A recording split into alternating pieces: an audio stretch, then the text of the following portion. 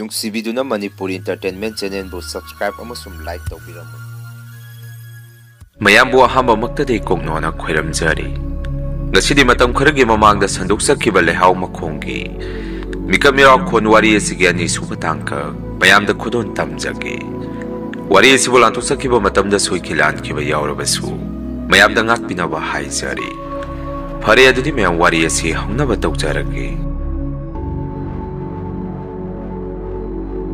ꯑꯩꯗꯤ ꯏꯇꯥꯎ ꯑꯥꯗꯁꯨ ꯑꯩꯒ ꯈꯪꯅꯕ ꯅꯨꯄꯤ ꯃꯌꯥꯝ ꯑꯃ ꯂꯩꯍꯧꯔꯤ꯫ ꯃꯈꯣꯏꯁꯨ ꯑꯩꯅ ꯅꯣꯡꯃ ꯅꯣꯡꯃꯒꯤ ꯑꯃꯃꯝ ꯁꯤꯟꯗꯨꯅ ꯗꯤꯜ ꯂꯦꯟꯐꯝ ꯑꯣꯏꯔꯤꯕꯅꯤ꯫ ꯑꯗꯨꯕꯨ ꯃꯐꯝ ꯑꯁꯤꯗ ꯑꯩꯅ ꯍꯦꯛ ꯂꯥꯛꯄꯒꯗꯤ ꯂꯩꯍꯥꯎ ꯍꯦꯛꯇ ꯅꯤꯡꯁꯤꯡꯉꯛꯏ꯫ ꯃꯉꯣꯟꯗꯒꯤꯁꯨ ꯍꯦꯟꯕ ꯑꯃꯠꯇ ꯂꯩꯔꯝꯗ꯭ꯔꯦ꯫ ꯀꯥꯟꯅꯗꯦ, ꯅꯪꯅ ꯊꯦꯡꯅꯔꯒꯗꯤ ꯂꯩꯍꯥꯎꯗꯣ ꯑꯩꯅ ꯑꯃꯨꯛꯇ ꯎꯅꯅꯤꯡꯉꯤ ꯍꯥꯏꯌꯨ꯫ ꯃꯥꯅꯁꯨ ꯁꯣꯏꯗꯅ ꯌꯥꯔꯛꯀꯅꯤ ꯈꯜꯂꯤ꯫ ꯑꯩ ꯆꯠꯂꯒꯦ ꯋꯥꯐꯝ ꯑꯁꯤ ꯍꯥꯏꯔꯝꯗꯨꯅ ꯃꯅꯤꯆꯥꯟ ꯑꯍꯣꯡꯕ ꯃꯥꯒꯤ ꯃꯇꯧ ꯀꯌꯥꯗꯨꯒ ꯂꯣꯏꯅꯅ ꯆꯠꯈꯤ꯫ ꯅꯨꯡꯁꯤꯊꯣꯏꯁꯨ ꯃꯅꯤꯆꯥꯟꯒꯤ ꯋꯥꯍꯩ ꯋꯥꯇꯥꯁꯤꯡ ꯑꯗꯨꯗ ꯀꯔꯤꯕꯨ ꯇꯧꯒꯗꯒꯦ ꯈꯪꯉꯝꯈꯤꯗꯦ꯫ ꯑꯁꯣꯝꯗꯅ ꯑꯁꯣꯟꯕꯤ ꯃꯃꯥꯗꯨꯅ ꯌꯨꯝꯀꯩ ꯄꯥꯅꯕ ꯂꯨꯍꯣꯡꯅꯕ ꯀꯟꯅ ꯇꯛꯁꯜꯂꯛꯈꯤ꯫ ꯂꯩꯍꯥꯎꯒꯤ ꯃꯄꯥꯅꯁꯨ ꯂꯩꯍꯥꯎꯗ ꯌꯨꯝ ꯄꯥꯅꯕ ꯋꯥꯐꯝ ꯈꯔ ꯍꯧꯗꯣꯛꯑꯝꯃꯤ꯫ ꯇꯧꯕꯇꯕꯨ ꯂꯩꯍꯥꯎꯗꯤ ꯃꯄꯥꯒꯤ ꯋꯥꯐꯝ ꯑꯗꯨꯗ ꯌꯥꯅꯤꯡꯉꯝꯃꯤ꯫ ꯃꯔꯝꯗꯤ ꯃꯥꯒꯤꯗꯤ ꯅꯨꯡꯁꯤꯊꯣꯏ ꯂꯩꯔꯤ ꯈꯟꯗꯨꯅ ꯅꯨꯡꯉꯥꯏꯕ ꯑꯁꯥ ꯑꯃꯗ ꯍꯤꯡꯖꯔꯝꯃꯤ꯫ ꯅꯣꯡꯃꯗꯤ ꯂꯩꯍꯥꯎ ꯑꯃꯗꯤ ꯅꯨꯡꯁꯤꯊꯣꯏ ꯃꯕꯥꯅꯤꯁꯤ ꯎꯅꯔꯝꯃꯤ꯫ ꯅꯨꯃꯤꯠꯇꯨ ꯅꯨꯡꯁꯤꯊꯣꯏꯗꯤ ꯋꯥ ꯀꯌꯥ ꯏꯉꯥꯡ ꯉꯥꯡꯗꯦ꯫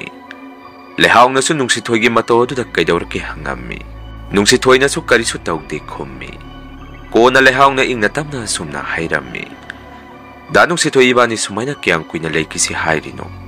ꯗꯥꯒꯤ ꯋꯥꯈꯜꯂꯣꯟ ꯑꯃꯇ ꯈꯪꯕ ꯄꯥꯝꯃꯤ ꯍꯥꯏꯔꯝꯃꯤ꯫ ꯅꯨꯡꯁꯤꯊꯣꯏꯅ ꯑꯃꯨꯛ ꯂꯩꯍꯥꯎ, ꯍꯧꯖꯤꯛ ꯑꯗꯨꯒꯤ ꯃꯇꯝ ꯋꯥꯠꯂꯤꯗ꯫ ꯂꯩꯔꯤꯕ ꯄꯨꯟꯁꯤ ꯃꯍꯤꯡ ꯑꯁꯤꯗ ꯍꯧꯖꯤꯛꯄꯨ ꯌꯨꯝ ꯄꯥꯜꯂꯒ ꯀꯔꯤ ꯅꯨꯡꯉꯥꯏꯗꯣꯔꯤꯒꯦ? ꯅꯪꯅ ꯌꯨꯝ ꯌꯥꯝꯅ ꯄꯥꯅꯤꯡꯉꯒꯅ ꯅꯪꯒꯤ ꯑꯄꯥꯝꯕ ꯂꯝꯕꯦꯟ ꯐꯒꯗꯕ ꯑꯃ ꯌꯦꯡꯉꯒ ꯆꯠꯆꯈꯤꯕ ꯌꯥꯒꯅꯤ ꯍꯥꯏꯔꯝꯃꯤ꯫ ꯅꯨꯡꯁꯤꯊꯣꯏꯒꯤ ꯋꯥꯐꯝ ꯑꯗꯨꯗ ꯂꯩꯍꯥꯎꯁꯨ ꯃꯄꯨꯛꯅꯤꯡ ꯅꯨꯡꯁꯤꯔꯝꯃꯤ꯫ ꯑꯗꯨꯒ ꯑꯃꯨꯛ ꯁꯨꯝꯅ ꯍꯥꯏꯔꯝꯃꯤ꯫ ꯗꯥ ꯅꯨꯡꯁꯤꯊꯣꯏ ꯑꯗꯨꯃꯥꯏꯅ ꯍꯥꯏꯒꯅꯨ꯫ ꯑꯩꯒꯤ ꯄꯨꯟꯁꯤꯗ ꯗꯥ ꯅꯨꯡꯁꯤꯊꯣꯏ ꯅꯠꯇꯕ ꯅꯨꯄꯥ ꯑꯃꯠꯇ ꯌꯦꯡꯈ꯭ꯔꯔꯣꯏ ꯍꯥꯏꯗꯅ ꯋꯥꯁꯛꯈ꯭ꯔꯦ꯫ ꯑꯩꯗꯤ ꯗꯥꯕꯨ ꯅꯨꯡꯁꯤꯕꯒꯤ ꯋꯥꯍꯪ ꯑꯗꯨ ꯏꯆꯝ ꯆꯝꯅ ꯍꯪꯖꯈꯤꯕꯅꯤ꯫ ꯗꯥꯅ ꯉꯥꯏꯌꯨ ꯍꯥꯏꯕ ꯃꯇꯝ ꯑꯗꯨꯐꯥꯎ ꯑꯩ ꯉꯥꯏꯒꯦ꯫ ꯑꯩ ꯗꯥꯅ ꯍꯥꯏꯕ ꯂꯣꯏꯅ ꯏꯟꯗꯣꯏꯅꯦ ꯍꯥꯏꯔꯝꯃꯤ꯫ ꯅꯨꯡꯁꯤꯊꯣꯏꯅ ꯑꯃꯨꯛ ꯐꯔꯦ ꯍꯟꯅꯕ ꯇꯧꯔꯁꯤ꯫ ꯑꯗꯣ ꯂꯩꯍꯥꯎ ꯈꯨꯡꯒꯪ ꯑꯁꯤꯗ ꯑꯩꯉꯣꯟꯗꯒꯤꯁꯨ ꯍꯦꯟꯅ ꯃꯇꯤꯛ ꯆꯥꯕ ꯂꯝꯂꯥꯟꯕ ꯀꯅꯥꯅ ꯅꯪꯕꯨ ꯄꯥꯝꯖꯕ ꯈꯣꯏꯗꯥꯖꯕ ꯃꯤꯁꯨ ꯂꯩꯇꯕ ꯅꯠꯇꯦ, ꯅꯪ ꯃꯁꯤꯃꯁꯨ ꯈꯪꯉꯨ ꯍꯥꯏꯔꯝꯗꯨꯅ ꯅꯨꯡꯁꯤꯊꯣꯏ ꯌꯥꯝꯅ ꯊꯨꯅ ꯃꯐꯝ ꯑꯗꯨ ꯊꯥꯗꯣꯛꯇꯨꯅ ꯆꯠꯈꯤ꯫ ꯅꯨꯡꯁꯤꯊꯣꯏꯒꯤ ꯃꯇꯧ ꯀꯌꯥꯗꯨꯗ ꯂꯩꯍꯥꯎꯁꯨ ꯃꯊꯋꯥꯏ ꯌꯥꯝꯅ ꯋꯥꯖꯔꯝꯃꯤ꯫ ꯑꯗꯨꯕꯨ ꯑꯁꯣꯝꯗꯗꯤ ꯂꯩꯍꯥꯎꯒꯤ ꯃꯄꯥꯕꯨꯡꯅ ꯅꯨꯡꯁꯤꯊꯣꯏꯒꯤ ꯃꯃꯥꯒ ꯎꯅꯔꯒ ꯂꯨꯍꯣꯡꯅꯕꯒꯤ ꯋꯥꯔꯤ ꯍꯧꯗꯣꯛꯅꯔꯝꯃꯤ꯫ ꯃꯇꯝ ꯑꯗꯨꯗ ꯅꯨꯡꯁꯤꯊꯣꯏꯒꯤ ꯃꯃꯥꯅꯁꯨ ꯋꯥꯐꯝ ꯑꯗꯨꯗ ꯌꯥꯔꯝꯃꯤ꯫ ꯑꯊꯨꯕꯗ ꯍꯣꯡꯅꯕ ꯇꯧꯔꯁꯤ, ꯑꯉꯥꯡ ꯑꯅꯤꯁꯨ ꯍꯥꯟꯅꯗꯒꯤ ꯈꯪꯅꯖꯔꯕꯅꯤꯅ ꯊꯕꯛꯁꯤ ꯁꯝꯖꯜꯂꯁꯤ ꯍꯥꯏꯔꯝꯃꯤ꯫ ꯑꯁꯣꯝꯗꯅ ꯅꯨꯡꯁꯤꯊꯣꯏꯗꯤ ꯂꯨꯍꯣꯡꯕꯗꯨ ꯉꯝꯈꯤꯔꯣꯏ ꯍꯥꯏꯗꯅ ꯃꯃꯥꯗ ꯌꯥꯝꯅ ꯀꯟꯅ ꯇꯛꯑꯝꯃꯤ꯫ ꯃꯔꯝꯗꯤ ꯃꯥꯒꯤ ꯃꯔꯨꯞ ꯃꯅꯤꯆꯥꯟꯒꯤꯗꯃꯛꯇ ꯈꯜꯂꯒ ꯂꯩꯍꯥꯎꯁꯤ ꯃꯥꯅ ꯐꯅ ꯅꯨꯡꯁꯤꯔꯁꯨ ꯃꯅꯤꯆꯥꯟꯗ ꯀꯠꯊꯣꯛꯑꯒꯦ ꯍꯥꯏꯕ ꯋꯥꯈꯜꯂꯣꯟ ꯑꯃ ꯂꯩꯈꯤ꯫ ꯃꯁꯤꯅꯁꯨ ꯇꯥꯛꯄꯗꯤ ꯍꯧꯖꯤꯛꯁꯨ ꯅꯨꯡꯁꯤꯊꯣꯏꯅ ꯃꯥꯒꯤ ꯃꯔꯨꯞ ꯃꯅꯤꯆꯥꯟꯕꯨ ꯑꯁꯨꯛꯀꯤ ꯃꯇꯤꯛ ꯂꯨꯅ ꯈꯟꯖꯔꯤ ꯇꯥꯛꯄꯅꯤ꯫ ꯂꯩꯍꯥꯎꯅꯁꯨ ꯅꯨꯡꯁꯤꯊꯣꯏꯒꯤ ꯃꯇꯧ ꯑꯗꯨꯗ ꯃꯥꯒꯤ ꯑꯄꯣꯛꯄ ꯃꯄꯥꯕꯨꯡꯗ ꯂꯨꯍꯣꯡꯕꯗꯨ ꯈꯤꯇꯪ ꯇꯞꯊꯈꯤꯁꯤ ꯍꯥꯏꯔꯝꯃꯤ꯫ ꯑꯗꯨꯕꯨ ꯃꯄꯥꯕꯨꯡꯅꯗꯤ ꯌꯥꯔꯝꯗꯦ꯫ ꯂꯩꯍꯥꯎꯗ ꯑꯁꯨꯝꯅ ꯍꯥꯏꯔꯝꯃꯤ꯫ ꯑꯩꯁꯨ ꯁꯣꯟꯖꯜꯂꯦ, ꯇꯝꯕ ꯉꯝꯗꯦ꯫ ꯅꯨꯡꯁꯤꯊꯣꯏꯒꯤ ꯑꯄꯣꯛꯄꯤ ꯃꯃꯥꯁꯨ ꯑꯩꯒꯨꯝꯕꯅꯤ, ꯇꯝꯕ ꯉꯝꯗꯦ꯫ ꯅꯈꯣꯏꯒꯤꯗꯃꯛꯇ ꯑꯁꯣꯟꯕ ꯑꯩꯈꯣꯏ ꯂꯩꯔꯤꯉꯩ ꯇꯧꯐꯝ ꯊꯣꯛꯄ ꯅꯈꯣꯏꯒꯤ ꯅꯊꯧꯗꯥꯡꯁꯤꯡ ꯑꯗꯨ ꯄꯥꯡꯊꯣꯛꯄꯤꯔꯝꯃꯒꯦ ꯇꯧꯕꯅꯤ꯫ ꯃꯁꯤꯗ ꯅꯈꯣꯏꯅ ꯌꯥꯗꯕ ꯇꯧꯒꯅꯨ ꯍꯥꯏꯔꯝꯃꯤ꯫ ꯑꯁꯣꯝꯗꯅ ꯃꯅꯤꯆꯥꯟꯁꯨ ꯂꯩꯍꯥꯎꯒ ꯅꯨꯡꯁꯤꯊꯣꯏꯒ ꯂꯨꯍꯣꯡꯅꯕ ꯁꯦꯝ ꯁꯥꯔꯤ꯫ ꯃꯕꯥꯅꯤꯁꯦ ꯍꯥꯟꯅꯗꯒꯤꯁꯨ ꯄꯠꯇꯈꯩ ꯅꯨꯡꯁꯤꯅꯔꯝꯃꯦ ꯍꯥꯏꯕꯁꯤ ꯃꯥꯁꯨ ꯀꯣꯟꯅ ꯈꯪꯉꯛꯈꯤ꯫ ꯋꯥꯐꯝ ꯑꯁꯤ ꯃꯥꯅ ꯍꯦꯛ ꯈꯪꯉꯛꯄꯗꯒꯤ ꯑꯁꯥꯎꯕ ꯁꯛꯂꯣꯟ ꯑꯃꯒ ꯂꯣꯏꯅꯅ ꯅꯨꯡꯁꯤꯊꯣꯏꯒ ꯂꯩꯍꯥꯎꯒꯤ ꯃꯄꯥꯒꯅ ꯊꯕꯛ ꯁꯨꯐꯝ ꯑꯗꯨꯗ ꯂꯥꯛꯇꯨꯅ ꯅꯨꯡꯁꯤꯊꯣꯏꯗ ꯑꯁꯨꯝꯅ ꯍꯥꯏꯔꯝꯃꯤ꯫ ꯑꯣ, ꯑꯩꯅ ꯅꯪꯕꯨ ꯄꯤꯁꯛ ꯄꯤꯛꯂꯤꯉꯩꯗꯒꯤ ꯍꯧꯖꯤꯛ ꯐꯥꯎ ꯅꯪꯒꯤ ꯃꯇꯦꯡꯗ ꯄꯥꯡꯗꯨꯅꯇ ꯂꯥꯛꯈꯤꯕꯅꯤ꯫ ꯑꯗꯨꯕꯨ ꯅꯪꯗꯤ ꯅꯃꯥꯟꯅꯕ ꯃꯁꯛ ꯈꯪꯗꯕ ꯑꯣꯡꯈꯠꯂꯒ ꯆꯤꯛꯄ ꯍꯨꯏꯒꯨꯝꯕꯅꯤ꯫ ꯑꯩꯗꯤ ꯅꯪꯅ ꯍꯧꯖꯤꯛ ꯇꯧꯔꯤꯕꯁꯦ ꯑꯩꯉꯣꯟꯗ ꯁꯤꯡꯅꯕꯅꯤ ꯂꯧꯏ꯫ ꯑꯗꯨꯅ ꯉꯁꯤꯗꯒꯤ ꯃꯐꯝ ꯑꯁꯤꯗ ꯅꯪ ꯅꯁꯛ ꯑꯃꯨꯛ ꯍꯟꯅ ꯎꯠꯂꯛꯀꯅꯨ꯫ ꯅꯣꯡꯃꯒꯤ ꯆꯔꯥ ꯇꯥꯜꯂꯒ ꯆꯥꯕ ꯁꯥꯒꯩ ꯑꯁꯤꯒꯤ ꯃꯆꯨꯝ ꯆꯥꯔꯤꯕ ꯅꯪꯅ ꯑꯩꯉꯣꯟꯗ ꯑꯣꯡꯈꯠꯂꯛꯑꯕ ꯉꯁꯤꯗꯒꯤꯗꯤ ꯅꯪ ꯆꯔꯥ ꯍꯦꯟꯕ ꯇꯥꯔꯦꯗꯣ꯫ ꯆꯠꯈ꯭ꯔꯣ, ꯅꯁꯛꯇꯣ ꯌꯦꯡꯅꯤꯡꯗꯦ ꯍꯥꯏꯗꯅ ꯃꯅꯤꯆꯥꯟꯅ ꯅꯨꯡꯁꯤꯊꯣꯏꯗ ꯊꯤꯅ ꯉꯥꯡꯗꯨꯅ ꯊꯕꯛ ꯃꯐꯝ ꯑꯗꯨꯗꯒꯤ ꯇꯥꯟꯊꯣꯛꯈꯤ꯫ ꯃꯅꯤꯆꯥꯟꯁꯨ ꯀꯔꯤꯕꯨ ꯍꯥꯏꯔꯨꯅꯤ꯫ ꯅꯨꯡꯉꯥꯏꯇ ꯅꯤꯡꯉꯝꯗꯕ ꯃꯤꯠꯌꯦꯡ ꯑꯃꯒ ꯂꯣꯏꯅꯅ ꯃꯐꯝ ꯑꯗꯨꯗꯒꯤ ꯆꯠꯈꯤ꯫ ꯃꯅꯤꯆꯥꯟꯒꯤ ꯃꯇꯧ ꯑꯗꯨꯗ ꯂꯩꯍꯥꯎꯒꯤ ꯃꯄꯥꯕꯨꯡꯁꯨ ꯌꯥꯝꯅ ꯅꯨꯡꯉꯥꯏꯖꯔꯝꯗꯦ꯫ ꯑꯗꯨꯕꯨ ꯀꯔꯤꯗꯤ ꯎꯄꯥꯏ ꯂꯩ, ꯅꯨꯡꯉꯥꯏꯇ ꯌꯦꯡꯉꯒ ꯂꯩꯍꯧꯕ ꯅꯠꯇꯅ꯫ ꯃꯁꯤꯒꯤ ꯃꯇꯨꯡ ꯅꯣꯡ ꯅꯤꯅꯤꯃꯨꯛ ꯂꯩꯔꯒꯗꯤ ꯂꯩꯍꯥꯎꯒꯤ ꯃꯄꯥꯕꯨꯡꯅ Nuksithoibu mayumda unaba lakhi. Nuksithoisu mayumgi thaba engkhang khara nomduna leirammi. Lehaugi mapanasu nuksithoida. Nuksithoina hanna khoi anina sanakhiba warising adu karino. Manisan si nangidi yamna luna tinazaba marupni haibadai. Aduga karigino mana yamna saungno isanupi lehau panduna. Nangwanda yamna thina nganglibadi. Hojikna nangdi kari thabak sugani hangammi. Lehaugi mapabunggi wahang aduda nuksithoi karisu khumde. Tumina lay. Kona tamna sumna khumi. Pabung lehau se aigida leiragadi magi maning thungbadi khara watkani. Aigi hojik koiriba phibam masida nasa yum panbagi asadi lapna leikhre hairammi. Lehaugi mapabung na amuk nuksithoi. Ipapuna magloina khangi tawbutubu mapa moina. Aigi isanupi lehau na miludagi pirang tana. Ningamdaba maisa amaga loina na lamlanba kanagi mapamda chatkibadu. Ipa yengba ngamloi. Ai khangi aigi isanupi na nangbu kyagi matik nuksijai haibasi. Mapa aigi oinadi nakoina nayumna kay panba pandaba haibadudi khangde. Tawbudabu isanupi gi apamba lambendadi. Mapa aina sitaw haibadi haikraloi. Magi apama lambenda sasakhibadu mapa aina su yare khalani. Pare nangi su isona tamba ma leijaramani. Punamak mapu magi kumhai lila ngaktani. Sema sina khara mateng oina haidina paisa khara. Lehaugi mapana nuksithoida pirammi. Nuksithoisu lehaugi mapabunggi mataw aduda. Paisa do lau haibe yaramde. Pabung karigino sibu ai lauba ngammoi. Phana leitraga soina thopa pambai ama sizinaduna. Wazaraba imabudi nomagi saradi helaloi. Ai nupane aina thopa pambai ama thigani. Paisa do hapchanbiyu ai lauba ngammoi hairammi.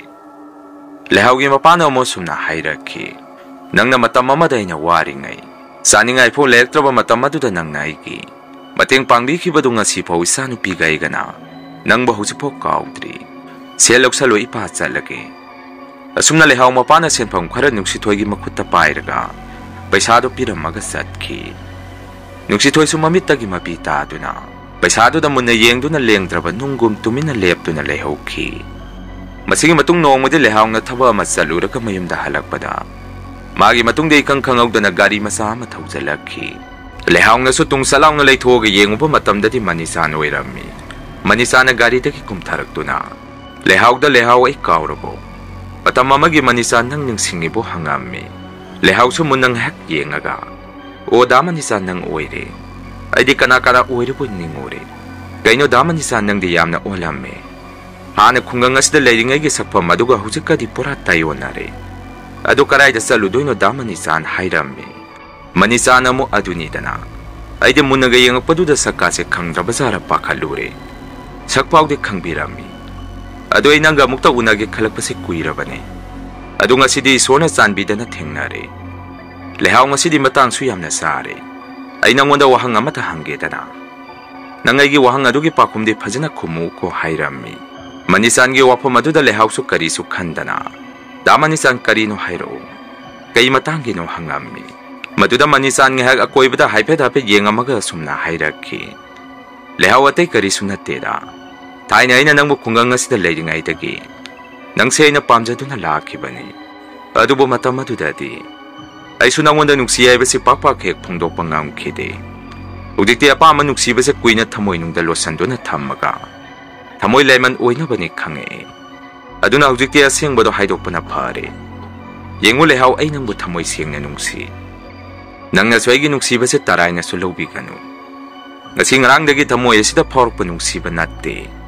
Matang kuinadagi tungkhatjarakpa igi nuksibani. Masida nangi pakhum amata taba ipami hairammi. Lehaudi manisana adumna hairakpadagi pungak hek ngakhi. Aduga sumna khumi. Danung sithoi na sanbulana lawbiganu. Hojikti aigi thamoyse kanaguma misak amada sina thokre. Mana taba kanada soigi thamoyse pikhra lo lepkhre. Ai chalage da manisan hairammi. Wafam aduda manisan phinglawna saugalakhi. Aduga sumna khumi. Ai khangi pakhumdumak nang aingonda pirakani haibasi. Lekhongna aina sanglaga hekpana mina hekhraba. Pare punamag ay laibang ni khalage. Adubo lehau nang masi masukhango. Nang munuksijariba mahakto na nang bunuksiba phawroktringay dagi. Ay na nang buhay giwayzage khanjarak pasi kuikrabani ko. Ay sale wahaya si manisan na lehau gi mapam na hairamduna. Manisan sumapam adudagi satkhi. Lehau su manisan gi mataw aduda maso nungay tabak kharadi phawrammi. Asumda na nuksitoy tabak supam nang pamkhangak tabadagi. Maso khungang adu thaduage khalakhi. Aduga atopa mafam amada mana suba yaba. Thabak inkhang thirurage khalakhi. Amaromdana amuk mana yum adu thaduga satkrabadi. Magi asumbi mamadu na kanana yang senbihawgani su khalami. Aduba kona mana wakalama muna khalaba matung. Lehawga muk unarami. Aduga lehawda sumna hairami. Lehaw matam khara ai khungang ase thaduga satpatare. Mafam asda sum leirabadi punsi se mikha sum polaga leiragani. Ngasi aina nangbu unaribase atay karigi sunati. Yengwaina khungang ase thadukduna satkrabadi. Yum asida aswonbe imadu khakta ngaihorani. Aina satkrabadi imadi kanana yang senbihawgani. Ado lehaw ay pesa tandaba yade. Nang naibu nuksirabadi aigi aswonbe imasi. Nang nakhara yang senbiramo hairami. Lehaw chu nuksitoygi wapam aduda nungaitaba kharadi phawrami. Maramdi mana nuksizariba misakamana khungang adu thaduaga satkrani khanbada. Adubo maso karidi upai lei. Ngaiba tabani khangba tabani. Nuksitoyda su sumna hairami. Da nuksitoy ay leirisidi. Imadi aina senazahawge. Da nuksitoy su phajana satpiyu. Ay da nuksitoy bu ngairamge hairami. Lehawgi samsamdaba mataw aduda nuksitoy su. Lehaw bu nuksigano haibasi yaramde. Yenglaga lehaw bu asum nuksiba helami. Lehaw dasu nuksitoy na sumna hairami. Lehaw, ay na hekhalakpaga ibani na matampumada unapam oiriba. Masigi lehaw makong se mapam asida. Ibani amuk thengnakisigo. Khangde ngasidi masigi lehaw makong se yamna nungsi. Matampumada masigi lehaw panbi aside na kauba ngamgadaba mandre. Sale se lehaw thengjale hayeng nong hekkanbaga. Aide khungang ase thaduaga satkradabani. Nangso imaga phajana leiramuko hairami. Lehaw su tanglaba mikub aduda mabungning nungsina. Nuksithoygi makhut paiduna kapami. Numitugi nong hekkanbagadi. Nuksithoy mamada salage hairamduna. Khungang adu thadukduna satkhi. Lehaw su nuksithoyna chalamdai mikub aduda amuktang unazahuge khanna. Nuksithoygi yumda lakpada nuksithoydi satkhi leirami. Nongmadi lehawna nuksithoygi mamagi sain sang thongbiduna. Bisa bitak tawbiramaga mayumda halakpada. Ikang khangawdana manisan lambenda thengnarami. Lehaw su hujikti manisan ge wakhalon khanglabanina. Manisan ubada masade iyay hainazaramde. Adubo kawdabadi yada. Tana da manisan karayda salubano hangami. Manisan su masada karisu khandabagum ichamchamna. Lehaw thaba masalubane. Nangdi karayda salubano hangami. Lehaw namung da manisan ay di danuk si toyoydagi halakbane. Danuk si toygi imado matomda leibaduda mateng khara pangbirubani khummi. Manisana mo onthong na kalak sakreda khummakhi. Wahi aduda lehaw namuk kai haiba da manisan. Manisan ngahak mamito kwelei leituna. Karisu haideda. Phare su thenge salage nang su chatkro. Ko namuk thengnarasi hairami. Lehaw su tumina mayum tamna halaami. Tawbadabu phana thenga pho lehaw di mayumda yawra khidri.